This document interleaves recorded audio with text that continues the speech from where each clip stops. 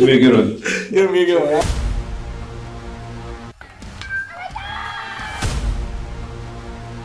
Definitely a different type of process.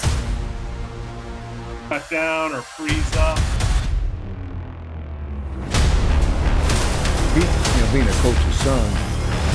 Jackson, of course, they keep retooling. One stone to face, a hit by pitch. Oh my goodness. Hello everyone, welcome inside the Red Earth Production Studios for this edition of YBMcast, Baseball Talk. Powered by Game 7 Baseball, game7baseball.com. Fall ball. Can you believe that, Kevin? Fall ball. Tough to put your mind around that right now. Ooh, mercy. But I'll tell you, here's the way I look at it. Fall ball's coming up, right? To me, get a bunch of your buddies that you go to school with, some friends. You want to get some swings in. You want to keep yourself sharp. Get some shirts made up. Call your team the Snot Rockets, the Snow Cones, the Dirt Bags, the Innings Eaters, whatever it is. You know, make one up, have some fun with it, go out and enjoy the fall. That doesn't mean you can't compete or work on your swing or all those types of things, but if you want to keep yourself just moving through that, that's what fall's for, right, Kevin? Absolutely. Try time to hone in the craft and get some more swings and innings in and playing time in before the winter training begins. Exactly. There you go. So, hey, full slate of schedule. Got some stuff down at Ballparks of America with Game 7 Baseball. They got all the stuff out at the WAC. The first one's at Aussies. Illinois up there in Q-Town, if you want to get over, if you're up around Quincy, Illinois. Q-Town's got it going up there with Game 7 Baseball. Tennessee, if you're in Tennessee, check out what they're doing for the fall schedule. All on game7baseball.com. There you go. Welcoming in. It's been a while. We've been running around all over. He's been all over the country. I've been all over the state. The guru, Kevin Moulder. Good to see you, buddy. Yeah, good to be back. We're winding everything down, and Kevin just got back from the Future Games over in Lake Point. We just finished the state championships for American Legion in Sedalia. So we're going to talk a little bit about these things. The state championships, Kevin, we saw some really good stuff. Moberly Sixers won the whole thing this year. They took care of business. They come back. Jackson Engel leading the way. That kid's a stud. He can pitch. He can hit. He can play shortstop. He is a tremendous athlete. And you know, the thing of it is, if you just kind of see him, he doesn't really look like it, but then he just goes out and plays baseball. Yeah, that's phenomenal. I know that was one of your favorites for the spring season with when we were talking high school baseball, and they had a great season. They got that championship this summer, right? So congrats to Moberly, and well-deserved. Absolutely. They brought in some of the usual suspects. Cade Baum was good. Mitchell Bruce, who's going to Crowder, pitch for that squad as well. Cooper Harvey, I think you're familiar with that name, yes? Yes. Yep. He was on that Moberly squad, Westran. He's going to, where is he headed to? I'm sorry. I think he's going to Moberly Area Community College as well. A group of them. Logan Easley from Southern Boone was on that Moberly squad. So it's a pretty good team. Pretty good team they're taking to the Mid-South Regionals, so it'll be interesting to see. Saw some other guys. Festus, which is always they always bring a good team to the state championships. I thought it was interesting. Saw Mason Shermer, pitcher, a lefty, going to Crowder. Bummer was, man, he started on Thursday in the late game. and a big old thunder boomer, the only one of the week, came through at about 8:30 Thursday night and killed it. And he was the starting pitcher for that game. Oh no. Yeah, that was kind of a bummer. And we had a pretty good, because who was going? I think were they playing Jeff City? Drew, it was. And gosh, I'm trying to remember who the kid going for Jeff City was. It was a really good matchup. And both guys that started very well. It's going to be one of those ball games. We saw Gavin Williams was playing for Jeff City there. Class 1 player of the year out of St. Elizabeth. Brought a lot of those guys, a lot of kids from the Fatima state championship team. Colton Schuler, the catcher there from Fatima.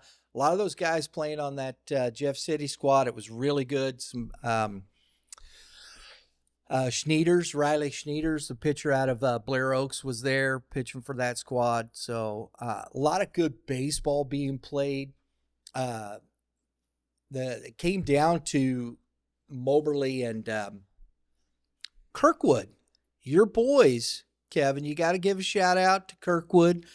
Post 156, got into the championship game, played some really good baseball. I'll tell you, I hadn't seen Nick Copeland play a lot. Yeah. He was really good, Kevin. Good player, two-way guy, really nice defensive infielder, and really good on the mound too. High pitchability, has a really nice breaking ball, competes. Going to Berry College down in Georgia. Congrats, post 156 with a heck of a run there. Absolutely. Those guys, they put it together. They had some Webster Groves kids. I know Shota Ishiyama was there playing.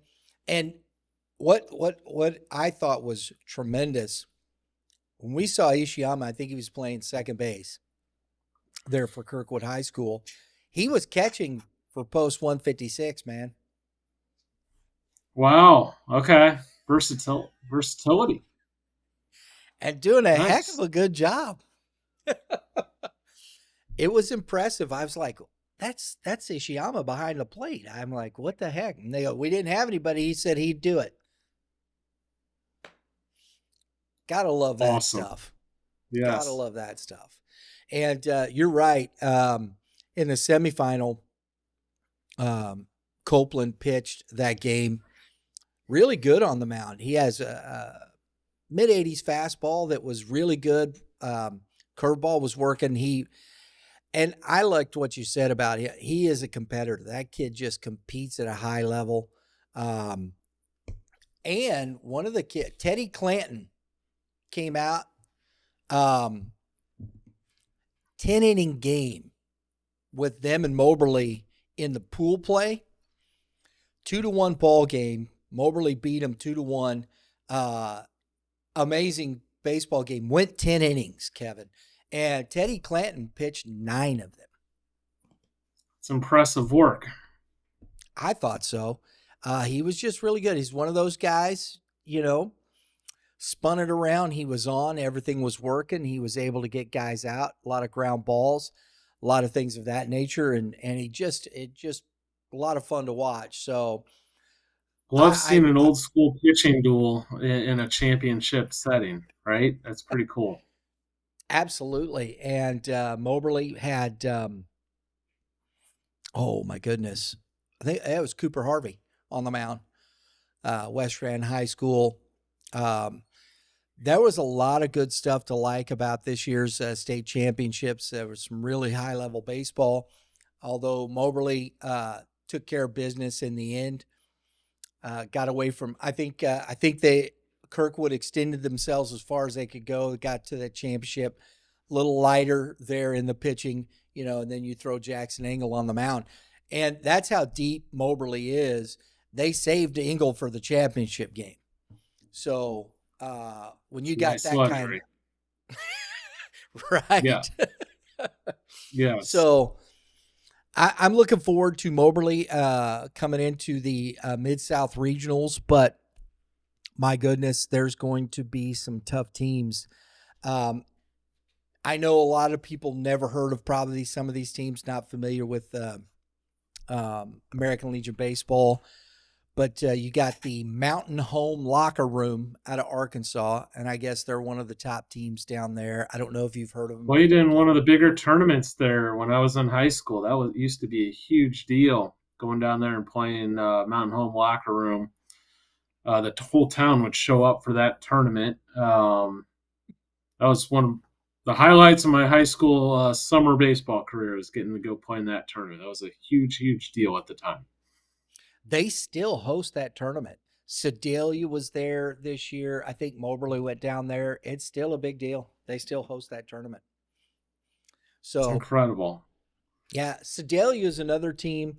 Shout out to Connor Spinagle, who also was running the tournament there in Sedalia. Have you been to Liberty Park Stadium recently, their day field in Sedalia? I haven't been there since the renovations, but I've been there a good number of times. They did a fantastic job renovating that. It looks great, Kevin. It looks great. It's full turf, infield and outfield. They redid the fencing. They did a great job doing that, man. It's a great park to go and watch a baseball game in. It's kind of like the older fields. It's like Ronsick a little bit at the big grandstand. Yes. Because and it's covered. It's a great venue, and what they did when they redid it, they did it right. Well, because State Fair College plays there, community college. Now, State Fair is going to move their games to an on-campus field next spring, but they had played there before that. Okay, that makes sense, and I understand why they do that, right? Yes. Yeah. And then you got that independent team there, or collegiate team, the Bombers, play there, Sedalia Bombers. Right. Sedalia Bombers. Yep. And I think Sacred Heart High School plays their games there. And I know and one of the things that was fun, Kyle Zimmerman, the head coach at Smith Cotton, and Coach Brandon Boyer from Moberly High School, they both came down and called every single game with me, man. It was so much fun. That's awesome. Yeah, that was a lot of fun. And, of course, these guys, there's a lot of Smith Cotton kids playing on that American Legion team for Sedalia. And, it was a lot of fun. There was good baseball all the way around. Getting back to it, Mountain Home, Locker Room, Arkansas. But I wanted to give a shout-out to the coaches because, man, when you can put couple of coaches there talking baseball, giving their insights, and they know a lot of these kids, it was a lot of fun. They were great. So shout out to Coach Zimmerman, Coach Boyer. Appreciate you guys. The Pontotoc Red Sox. You can't say that too fast, Kevin. The Pontotoc Red Sox are out of Mississippi. They beat Tupelo, which Tupelo's been there the last few years, and that Tupelo team was pretty loaded. So Pontotoc got them this year. That's Mississippi. The Bossier Phillies, post 202 out of Louisiana. I guess when I saw the picture, the championship picture, is a bunch of grown men standing there. I think they got a lot of kids. They had a lot of kids coming back from college. This team is really good. I think there's a lot of Division I JC kids on this team. A couple of Division I players. This team's loaded. So I'm looking forward to seeing them play. Pittsburgh, post 64 out of Kansas. Got the victory there. You've heard of the Ada Braves. They've been around a while, right? Yes. Post 74 out of Oklahoma. They're going to be there. You got Columbia, post 19 out of Tennessee is going to be there. So that's what we got. Missouri, Arkansas, Mississippi, Louisiana, Kansas, Oklahoma, and Tennessee.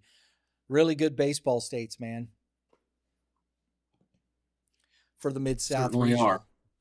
I'm Yes. looking forward to it. Washington, Post 218, Kent Gitsy and his group, they are hosting, and so they get a bid to the as a host team. They will be in it.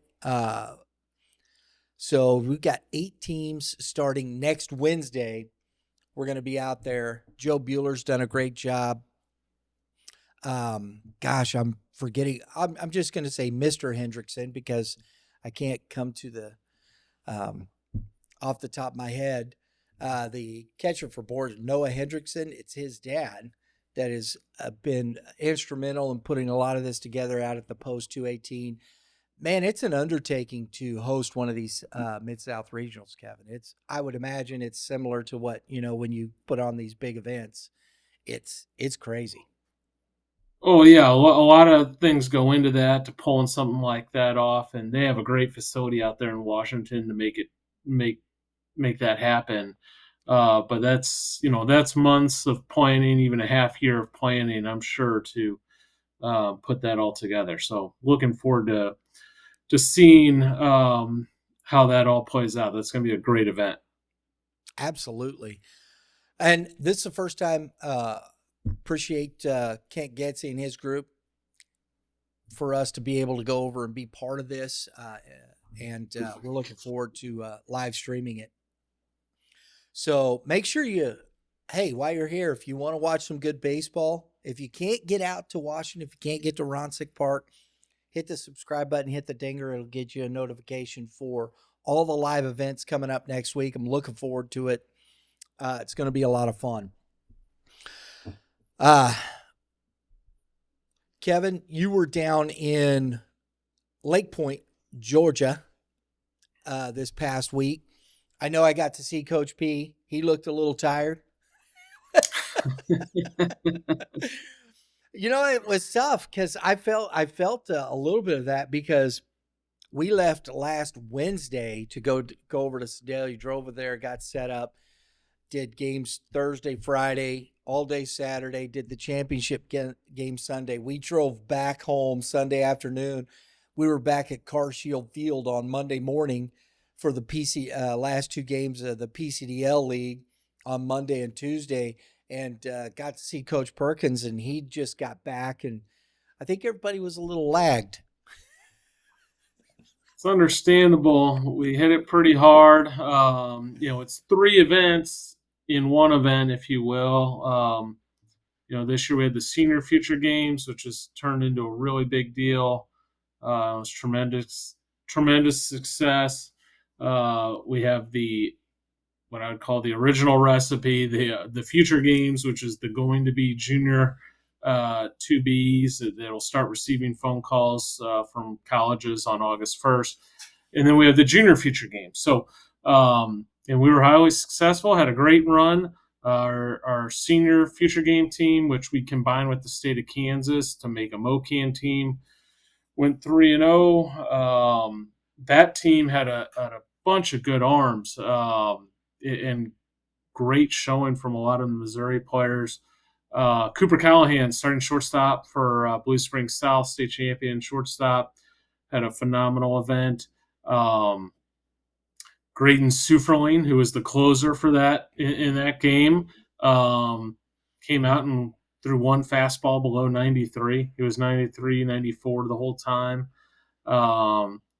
Local guy from St. Louis Patriots, Haverly Cox, kind of put his name on the radar because he had been flying a little bit under the radar, and he was 91, 93.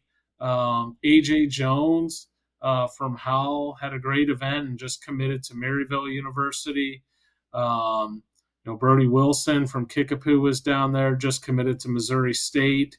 So there was a lot of good things happening in a condensed window there. But that Senior Future Games team, a lot of really good players, and just the recruiting cycle is getting pushed back further and further. And there was a ton of schools there for the seniors, and it didn't disappoint. We had about 7 guys throw 91 or better down there. top one up to 95. So wildly successful, and that was a lot of fun for the senior future games. And then moved into maybe I'll hit on the junior future games real quick. We were the defending champions. We didn't bring home the championship belt this year, but had a great event nonetheless. We won our pool. We played Ohio and California in the opening two games, and won both of those. Played Florida in bracket play and beat them. And here's the name for you: Brady Dorman. That is J.D. Dorman's younger brother. Was phenomenal. He two-hit Florida in the first game of bracket play, and 83, 86, and high pitchability. And these are kids that are going to be high school. They haven't had one day in high school yet. So he is going to be an absolute star. A lot of really good players on that junior future game team that we'll have our eye on over the coming years. But then lost a hard-fought battle to Team Louisiana 3-1. So nothing to hang our heads about there. Had a great showing with that group. And then with the regular future games team, if I may call it that, another just good showing. Won our pool, beat Illinois, beat Wisconsin, and lost a tight one with Indiana. And that's the one where you're not necessarily playing to win games. That is a showcase game. Kids are throwing a couple innings apiece, but a couple of the big names or big winners from that event. Ryan Dobratz out of Liberty was 90-93 and causing a stir. That one, he's going to be getting. How did Dobratz do in the sense of, because I know he struggled through the high school season. He was struggling with his control. Is he working through some? Yeah, I would push back on that a little bit. I think he had a pretty good season. One thing to remember is all these kids were sophomores playing. So, and you got to factor in the teams they were playing for. And I don't want to dive too much into, the dynamics of teams, but then when you surround them with like talented players and put them in certain situations, they're often more successful. And he certainly was. He threw two great innings versus Illinois, who had some power arms. And he's going to be fielding a lot of phone calls here come August 1st, and will be one of the top prospects in the state moving forward. Yeah, I get that, but all I saw was what I saw when we did, because when we saw him, he couldn't throw a strike. That's all I'm going off of. I mean, it wasn't matter the guys around him. The kids are walking around the bases, and that's all I'm saying. I saw. That was probably one outing, but I saw him multiple times this spring when he was good, and then it kind of faded out, which happens with the younger pitcher sometimes. But that is that is going to be one of the true elite arms in the state moving forward. That's a power arm. Now there's going to be issues with who can catch them, and also one thing to realize on power arms. A lot of times they do walk more guys and they strike more guys out because no one can hit them. So they're throwing more pitches. Guys with less stuff get put in play when they do get into the zone, so they don't have opportunities to walk the batter as often. So counts go deeper because kids simply can't hit it, if that makes sense. Dobratz, and you have Jake Greer behind the plate with Liberty. And, when you start seeing guys, and I'm glad he showcased well. I really am. I just hope they're, as you look through the future and whatnot, and coming into a situation, I always look at young players in this respect. Then you come back to that place, do you have that mentality as a leader to take your team on your back and put yourself in that space and work with the teammates you have and be able to be successful? And as a young player, just as you said, a sophomore, when you're talking about that, I want to see how he does as a junior. Did he take those lessons? How is he going to learn from that and move forward into that next part of what he does as a high school player. Because I think that has a lot to go. With a player like this, he's got all the talent. Everything is there.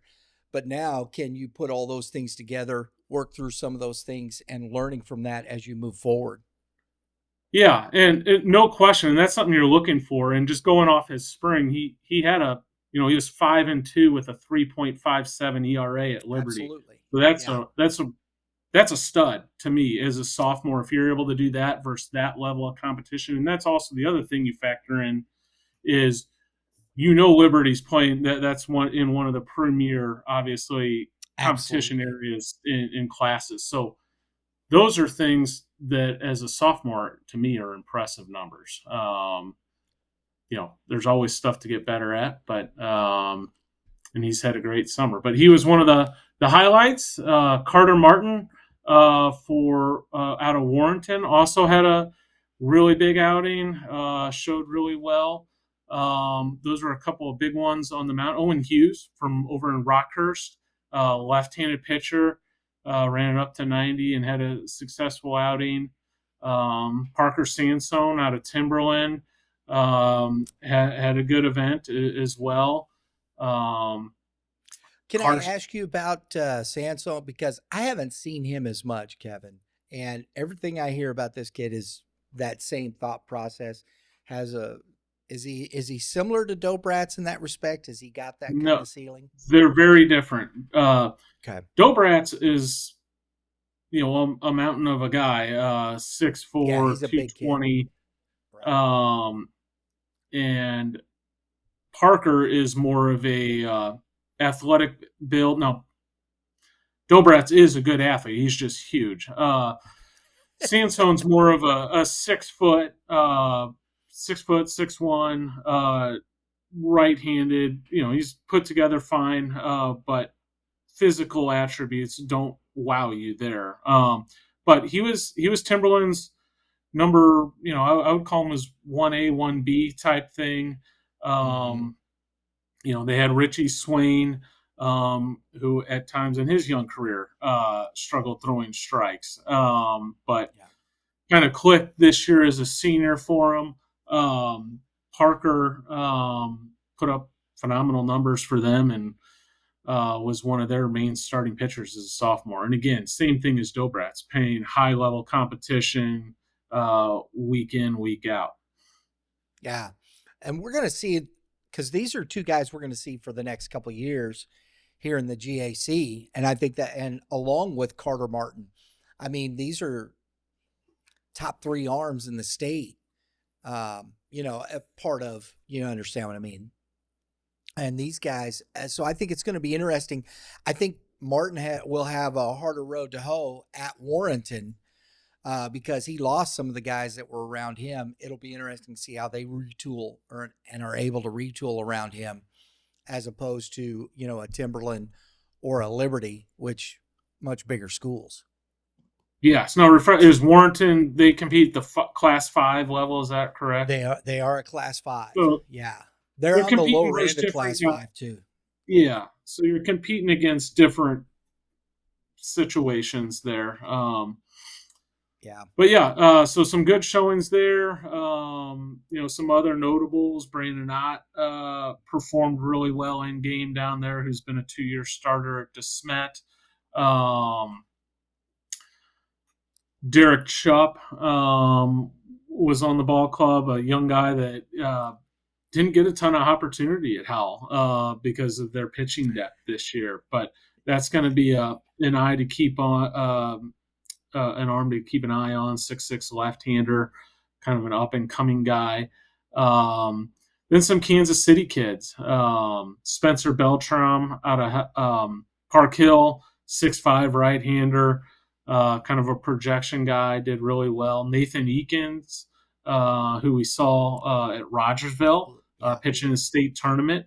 Power arm. I felt bad for him. He was coming off of some mono, but still competed. I think he threw up 2 zeros, but velocity was a tick down, but still performed well. Evan Magnuson. And I thought his velocity was still pretty good. Even if he's coming off mono, he was still throwing pretty good there, Kevin.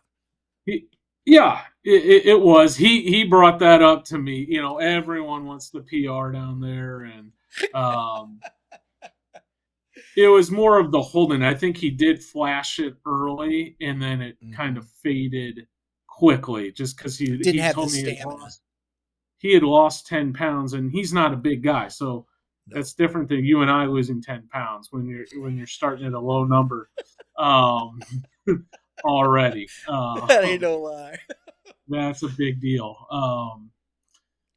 Uh, Evan Magnuson, who we saw was a star at the Class 5 state championship, pitched in both the semis and the championship, and he picked up where he left off there. Another projection arm, tall, lean, athletic, and performer. And, his best days are still ahead of him. Velocity and whatnot are going to continue to come. And Evan Loftus would be in that same category.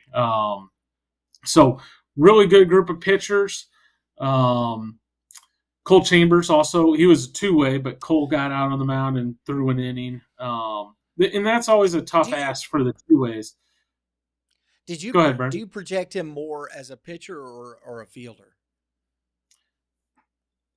That's a tough one. Yeah. Probably fielder. Probably positional player, but he's good on the mound. And, it's a tough position because you do a showcase, then you're playing games, and then you come in and pitch. But he threw a scoreless inning, closed out the game versus Wisconsin for us. Also hit a home run that night. So he had a great event, hit really well. A couple of the offensive stars, Carson Ludhauser from Eureka, had a big event. He hit extremely How was well. his Has the arm. Because he broke his hand, right, Kevin? Yes, thumb. Yeah, and he's back in business. Caught all summer. Our catching situation was really good this year because we also had Andrew Maltzby out of Staley. Which also talks about how the depth of Staley, because Maltzby wasn't the starter because they, of course, had Easton Felipe, the senior. So a lot of depth there behind the plate. The big offensive star was Rylan Sutton out of Ozark. Caused quite a stir one day. He in our game versus Illinois, he went 3 for 3 with 2 doubles and a home run, 3-run homer. Was player of the game for us there in a win over Illinois. Landon Clee was another one that is one that kind of jumped on some radar. 6'4" left-handed hitter out of Camdenton. Good athlete. Plays infield at Camdenton. We had him out in the outfield, and he worked out as an infielder as well, but versatile athlete and upside guy. Zachary DeHaas came out of Southern Boone, ran a 6.3 there and hit a triple in the game. And it's fun when he gets the small town guys in there, and they performed, and he certainly did. We met Rylan Sutton, Youth Baseball Midwest, when he was 12. We had done we were down in Springfield, Missouri and we went by it was the Midwest Mavs, which that's gone through some iterations and whatnot. But his dad and whatnot, they had that team. If I'm not mistaken, I think Sebastian Norm was on that team too. And that was just a juggernaut of a team. And Sutton's been those kids have been really good for a really long time. And yes. No, because Norman's a senior, so it wasn't that. There was another kid. I'm trying to remember. There was 3 or 4 kids on that team that I got to go back through. I'm going to have to go back through and watch my winter workout tour, Kevin. There you go. Maybe Tank Sims or Brooks Kettering were on that team. There was some good kids out of that group. Yeah, there has been, out of that Springfield. And it wouldn't shock me if Rylan Sutton was playing up a couple of years when he was, 14, 13 years old. That wouldn't be a shocker. Yeah, so this has been a while, and that's always what's interesting to me is I hear these names, and I've ran into his dad at different few different occasions, and it's been nice. I really enjoy that part of it because we've had those contacts through, and to see Sutton and the way you put that there is, you know, a standout. I like that kid.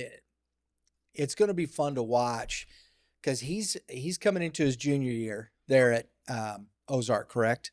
Sutton. Yes. Yes. That'll be fun. That'll be fun. We kind of couple other notable performances. Max Partney out of Hillsboro hit a home run, one of the top left-handed hitters in the state. So that was good to see. Luke McAtee from DeSmet got to represent Team Select. This year our catching situation was so deep, and it was great to be able to get another catcher down there. Luke got to go to Team Select and went 5 for 7, hitting over 700 there with a double. So performed really well.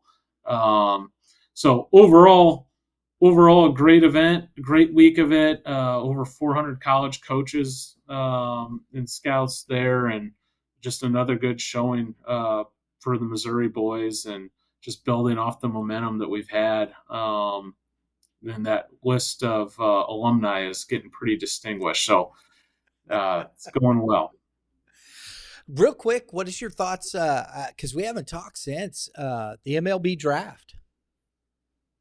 Yeah.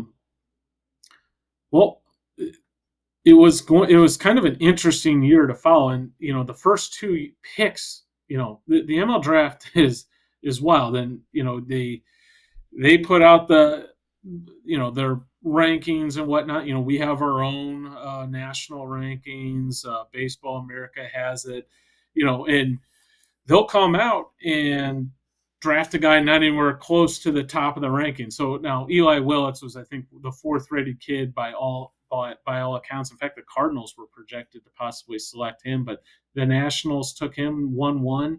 And then with the second pick, the Angels came out of left field and took a kid a little bit further down that was projected to be kind of a mid to late first rounder. So a lot of it is like financially driven, and like, hey, if our cap for the first overall pick is, $9.5 or $10 million, but he's willing to sign for $8, well, then we got, $1.5 or $2 million to give down the line. And that kind of came into play with one of the Missouri boys. Camden Lohman was selected in the 8th round by the Mets, and slot value in that situation is, I don't know exactly, but let's call it $215,000. Maybe it's $238,000, somewhere in that neighborhood. Well, he signs for just short of $800,000. So that there's a game those guys play, and it's kind of a jigsaw puzzle. So they don't necessarily draft based on, straight down the list. And certain guys that might be higher ranked go in the 8th round, and lower guys go above them because they can sign them for cheaper. So it is always an interesting thing to follow. That's 2 years in a row the Mets have selected a player out of Missouri. Well, and they got a couple because they also drafted and signed Wyatt Vincent out of Nixa, which was a little bit of a surprise. Didn't he? And he did sign, and he signed for overslot, which is good. So, yeah, a couple of Missouri boys there getting the call, which was really exciting. You got Trey Schneider over there already. Now Cam Lohman and Wyatt Vincent. What do you think of that Cam Lohman? I really liked him. I like watching the guy just. And when I talk to Cam Lohman, there's guys that just seem to know what they're taught. They have it spinning in their brain, and they understand exactly what they're trying to accomplish, Kevin. Yeah, no, I still remember Cam Lohman's coming out party a couple of years ago to Scout Day with us. It was the Midland Bandits Scout Day. I remember him hitting 88. It was on Super Bowl Sunday. And I just remember thinking, my God, who is this kid? And how green he was, and completely off the radar. And he was a future gamer, and had about a 19 pitch outing over 2 innings, and just completely dominated it at 87, 88, maybe touched in 89, and it's kind of exploded since then. Got I know he's joined up with P3, I believe, and just he hadn't touched any of that before this point, and then he's just exploded over the last 18 months or whatever that is, to get to this point. So really cool story.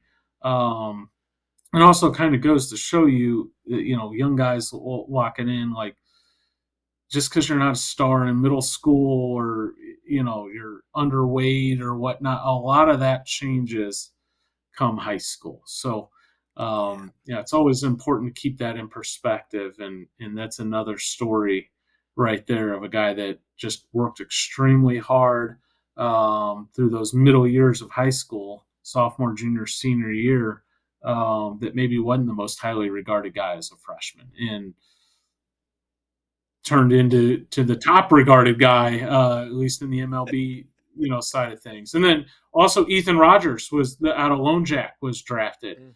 Still waiting to see what happens there, whether he's signing or not. But so pretty good representation, 3 drafts out of the high school boys and from Missouri. So pretty happy with that. I got to see 1 inning of Ethan Rogers. When we went to the Missouri High School Baseball Coach Association All-Star game, he came, which I thought was fantastic, and pitched an inning there. He's definitely a dude. It's fun to watch with your own eyes some of these guys pitch, and he was really good. Carter Martin was there too, but didn't get to see Carter pitch. He'd shut it down pitching wise at that point. But he still can swing the bat. That's a big kid, man. Not Carter Martin, Jordan Martin. Excuse me, Jordan Martin. Yeah. Okay. My fault. Yeah. I got the and that plays, to kind of what we were talking about early with, a guy like Jordan Martin, Tyler Wood, them and their agents. Like Jordan Martin was represented by Boris, who is notorious for wanting his kids to go to school.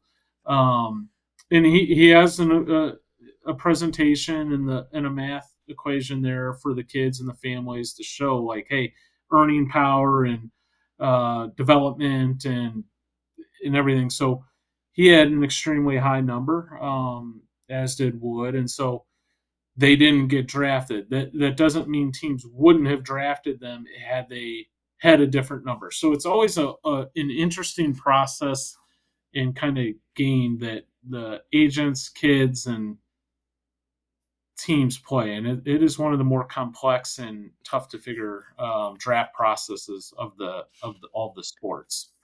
And that, to your point, I've never paid much attention to the MLB draft until the last few years, talking with you guys and whatnot, and I still don't get it. I watch this and I'm like, what are they talking about?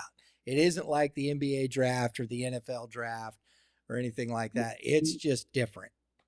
The tough thing about it, now it's changing a little bit because college baseball has really taken hold, and like the Cardinals selected Liam Doyle, who is a star and is known, and Cade Anderson over at LSU, his performance at Omaha. So people will know those names, and those guys will rise quicker because the SEC is playing at such a high level that they're able to bypass some of the minor leagues. And you'll even see occasionally a college pitcher in particular come out of the draft and then be a call up in September and pitching in a bullpen or something. In fact, there was a couple of years ago for the Royals, kid out of TCU pitched in the College World Series and the Major League World Series in the same year, which is pretty wild. But basically in baseball, you draft a kid and then you don't see him for 4 to 6 years. So it's tougher to follow than the NBA draft or the NFL draft, where you're seeing these guys on TV, and then the next year they're drafted and they're playing for that professional team. In baseball, even the college guys usually take a couple of years of development through the minor leagues to get up to the big leagues. And to your point, I think where we may see a little bit more of that with college becoming like it is, and with the lesser amount of the rookie, the leagues, the minor leagues. I think, because what is the kid from Kansas City, Calcavecchia or something? What is his name? The right fielder that shot up through there, that's there now. Oh, Jack Caglione. Yeah.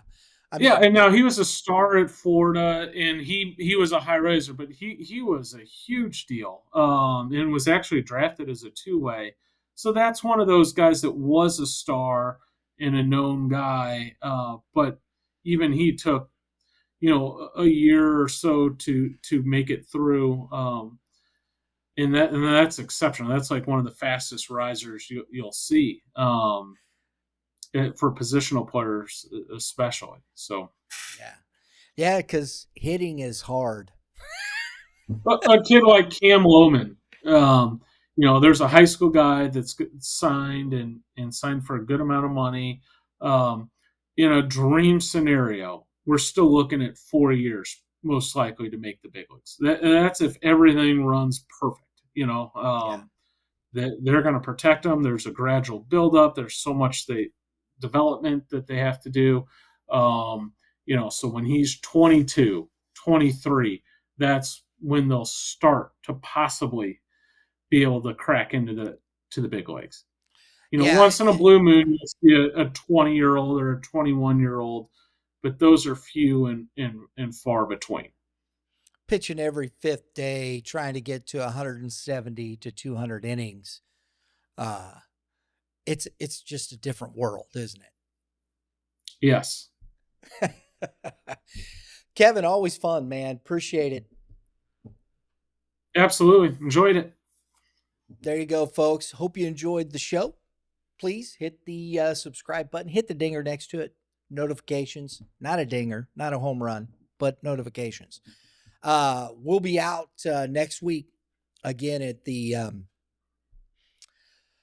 Mid-South Regionals. Please tune in. Check out some great baseball. We're going to have a lot of fun. 7 different states going to be represented there in Washington, Missouri, and a chance to head to the World Series. And the American Legion Baseball World Series is still, they show all those games on ESPN. I ain't got a shot at that, Kevin. It's still televised on ESPN. They put it up on ESPNU, so that's a big deal. One of the things I think is cool, folks, about this is if whatever team wins here in this Mid-South Regional, American Legion Baseball takes that team, puts them on an airplane, and sends them to Shelby, North Carolina. They paid the expenses. They paid their expenses while they're there, transportation for all the teams, the coaches. And they get a chance to play in front of that. If they win the World Series there, they fly all those kids and whatnot to the MLB World Series. I think it's game 2, maybe it's game 3. Can't remember which one it is. To be recognized there at the World Series. It's a cool deal, and I think it's really neat. That's a great experience, and I think if you get a chance to do this, to play American Legion Baseball at that 19U, I think you should try. I think you should put yourself in that place, put some teams. It's, just, that's a once in a lifetime thing. Not a lot of kids get to do that thing. That's just my humble opinion, cool. Kevin. Yeah. No, very cool. Looking forward to following that here out of Washington. Absolutely. Everybody, thanks for tuning in. Have a great day in the Lord. All you pitchers. Kevin, you know the deal. Keep throwing strikes. And you hitters, hit them where they ain't. We'll see y'all next time.